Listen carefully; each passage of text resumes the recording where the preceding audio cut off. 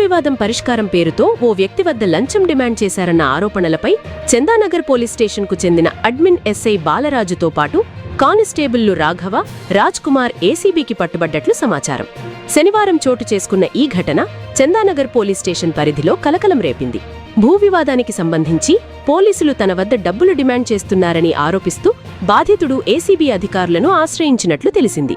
దీంతో ముందస్తు ప్రణాళికలో భాగంగా ఏసీబీ అధికారులు రంగంలోకి దిగినట్లు సమాచారం.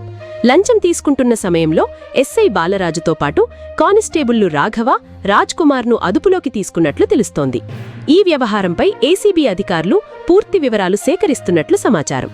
పట్టుబడిన పోలీస్ సిబ్బందిని విచారించడంతో పాటు లంచం డిమాండ్, భూ వివాదానికి సంబంధించిన అంశాలపై దర్యాప్తు కొనసాగిస్తున్నట్లు సమాచారం.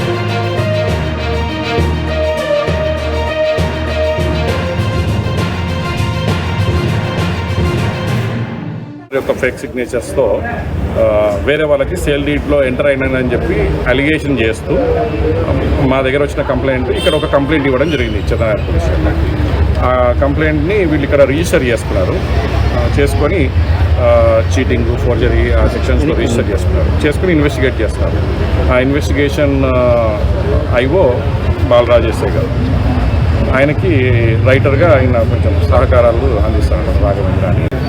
ఈ ప్రాసెస్ ప్రకారము సోదాలు ఏమన్నా అట్లాంటివన్నీ జరుగుతూ ఉంటాయండి.